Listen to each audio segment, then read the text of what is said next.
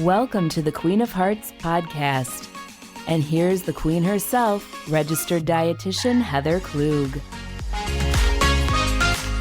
Hello, everyone. Welcome to the Queen of Hearts podcast. Today, I have a special guest with me, my wonderful coworker, Kirsten Hastings. She is here today to share her tips on health coaching and making small changes in our lives and why that is so important. Hi, Heather. I'm so happy to be sharing some time with all of you today. It's wonderful to be chatting with you, even if we're remote. Yeah. So tell our listeners a little bit more about yourself, just so they can get to know you. Oh, okay. Happy to do so. I've been a nurse for about 30 years. I've been involved in all forms of health coaching and condition management support. I just really enjoy working with people, helping them achieve their health goals. And the Karen Center at Advocate Aurora St. Luke's Medical Center is just a wonderful place. I enjoy working there and helping people explore healthy living, learning about how everyday small changes really can have a big impact on our overall health for the long term. Okay, so you just said something right there. So tell me more about what you mean when you say small changes can have a big difference. I think a common thought out there is that big changes lead to big differences in health, or that we need to change so many habits all at the same time. But you're saying it's the small changes that are important. Yeah, that's really interesting that you bring that up. And I've done a lot of research on this over time, and most of the research really points to 4 strategies that really focus on maintaining heart health. And when we think about preventing heart disease, so those 4 strategies are just maintaining a healthy weight, eating lots of vegetables, and really focusing on a plant-based type of a diet, getting regular activity, and then not smoking. So curiously, these studies that I've looked at have showed us that if someone is able to follow all 4 of those strategies, for women, it can reduce their chance of developing heart disease by up to 81%, and for men, up to 69%. So really focusing on just prevention and realizing that it's actually in our control. So many times I hear people tell me they feel that there's nothing that they can do about it, but these studies are showing us that. So I have shared that with lots of people, and depending on where you are in your situation, sometimes telling someone that there's just 4 changes they can make might sound like a lot. So I want to share too that the research also shows us that if we just take on one of those actual strategies, it can reduce the chance of developing heart disease by up to 47%, again, in women, and 31% in men. So I think, again, thinking about those small changes and maybe picking just one of those strategies to focus on is a good place to start. Yeah, that's good to know that adopting even one of those strategies can have a big impact in reducing risk for heart disease. Tell me more about the tiny steps concept. What do you mean by that? Yeah, well, I think we've all heard that statement, the journey of 1,000 miles begins with the first step. And that's what I really like to think about on our journey to being healthy. So many times I hear people struggling, and when I hear what they're trying to do, they just really are trying to take on way too much all at one time. And then I probe into that a little bit further, and I ask them why they're trying to make changes. And lots of times I think people are trying to change for the wrong reasons. Sometimes it might be just an upcoming event, or maybe just things that don't really motivate them internally. I think the most classic one might be our New Year's resolutions. Sometimes I hear people say like, oh, I think I'm just going to lose 20 pounds this year, or for sure I'm going to exercise every single day. Starting this year, I'm only going to eat very, very healthy foods. And so those are kind of some of the big things that I'm talking about. Yeah. I mean, I hear those exact 3 New Year's resolutions every January from my clients and people who walk into the Karen Center. That's very common to do that. Yeah, and I mean, don't get me wrong. I mean, those are great ideas, but I think that they're just too big for us to be able to manage. Sometimes we say those goals, but we don't necessarily think through what would be needed to accomplish such a thing. So maybe we don't have enough plans involved. And those plans are really the small goals that I'm talking about. So a series of very small goals will lead to the success in achieving that much larger goal. And so then what I kind of hear happening, and especially around maybe end of January, early February, people are telling me, oh, yeah, I had that goal to lose, for example, those 20 pounds, but they fail. And so then what happens, people kind of think about, oh, I've tried to lose weight so many times before, and this is just another example of that. They resign themselves to the fact that maybe they really aren't capable of making those changes. I don't necessarily agree with that. And so I think making the small changes is a more effective way to go. Yeah. As a dietitian, I've seen that very thing so many times as well. What do you think makes the difference when people are able to make changes that really last? Well, again, and you'll hear me kind of share this before, I usually go back to the research and the science, and there's been so much done about behavior change and how do we make that effective. And it really everything kind of does point to setting very small and specific achievable goals. When people set those larger goals, as we spoke about before, they actually have shown that it triggers a stress response in our brains. I know that sounds a little bit kind of like a wild idea, but our brain kind of panics when we say we're going to do something big, like exercise every day for a year, or lose 20 pounds, or quit smoking cold turkey. All those things kind of create a panic in our brains.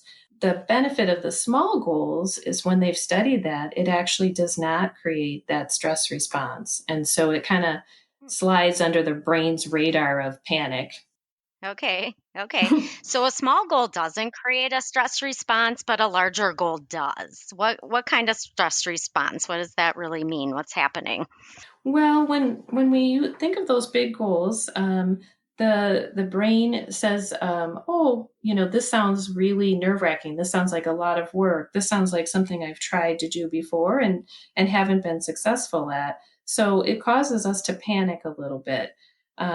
So the brain actually loves to be successful, and if you think about your own life, you think about things that you've been successful at, things that you're good at, you like doing them, and so you do more of them.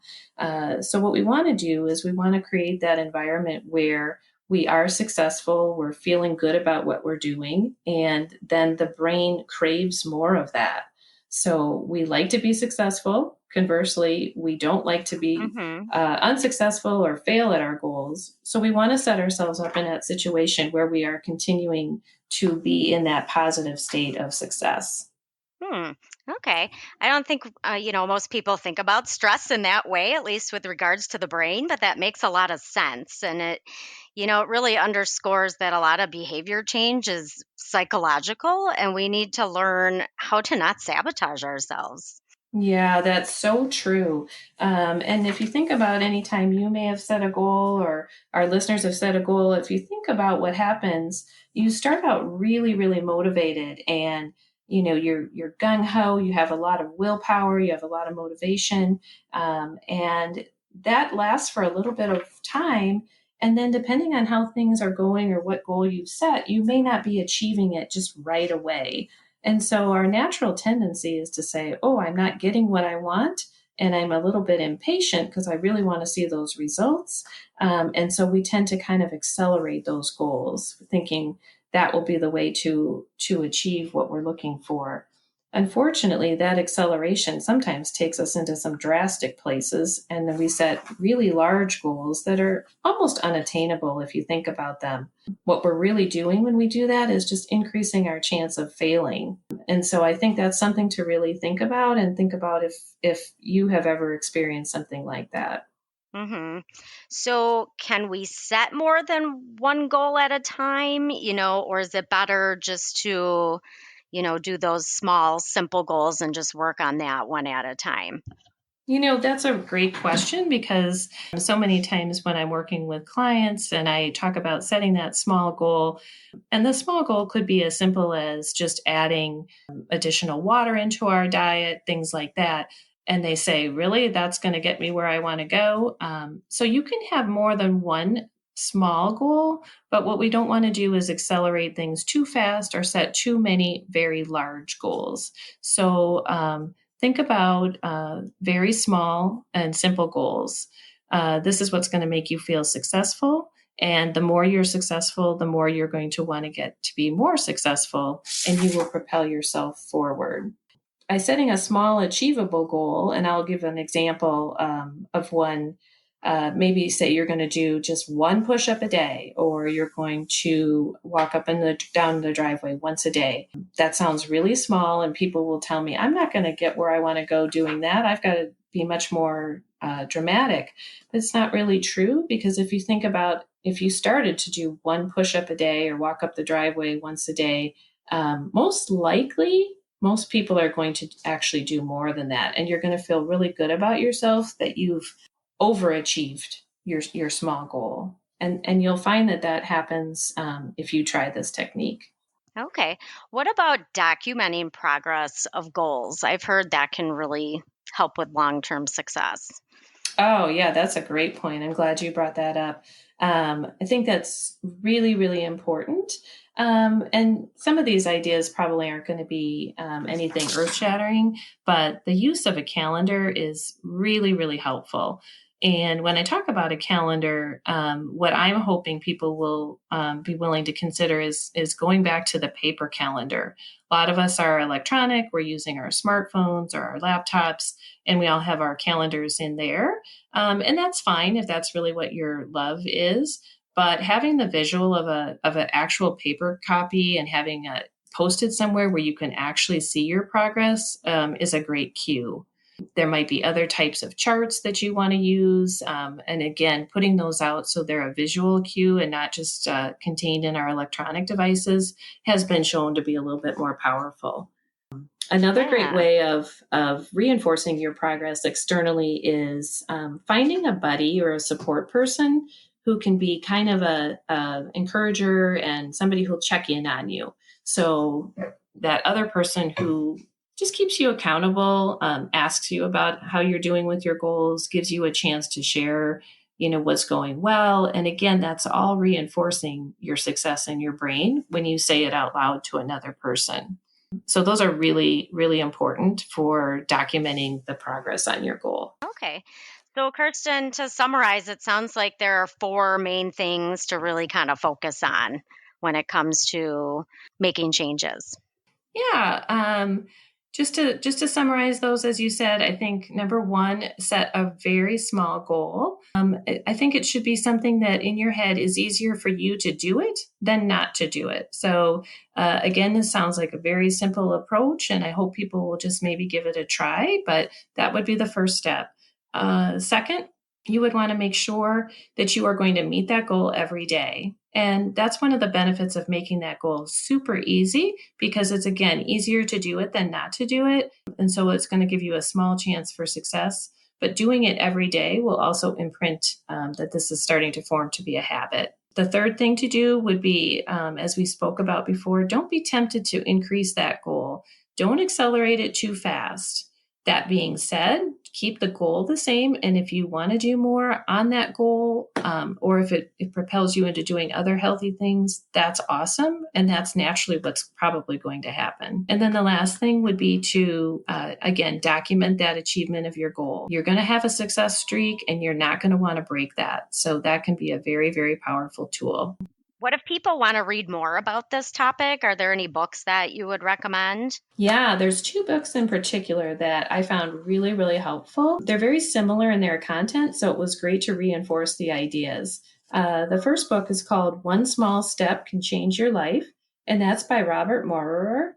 And the other one is called Mini Habits, Smaller Habits, Bigger Results. And that one is written by Stephen Guise. I highly recommend them. They're relatively simple and short to read, but they just reinforce these concepts, and they really give you the sense and the logic of following these small goals. Okay, great. Have you used these principles in your own life? And if so, can you share with our listeners how you have put them into practice? Oh, yes, that's a great question. I actually use these principles all the time, and I'm really happy to share that it truly is a much easier way to make changes. So, one thing that kind of comes to mind is just I started adding more vegetables to my daily eating habits. And so, this goal is great because it's kind of small, but it has a very big impact. So, I get to eat actually more food, so I don't feel any deprivation. It's pretty easy to do. And the benefits of it are, of course, I'm getting more nutrition.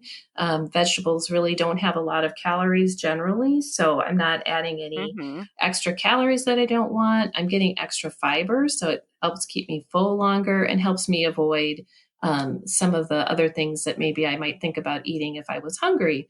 So, again, this is just an example of one small thing that I'm doing that is really having a much larger effect. Yeah, that's great. Thank you for sharing all of your great tips today, Kirsten. We'll look forward to chatting with you next week about how to put all of this information on making small changes into practice.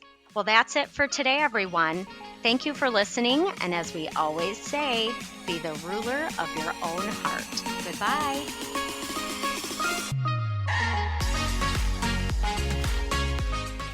Thank you for joining us on the Queen of Hearts podcast. Our podcast is recorded here at the Karen Yontz Women's Cardiac Awareness Center inside Aurora St. Luke's Medical Center in Milwaukee, Wisconsin. For more heart-healthy tips, info, recipes, and more, visit our website at www.karenyontcenter.org, like us on Facebook at Karen Yontz Center, and follow us on Pinterest. If you like what you hear, subscribe to our show and be sure to tell your friends. Until next time, ladies, be ruler of your own heart.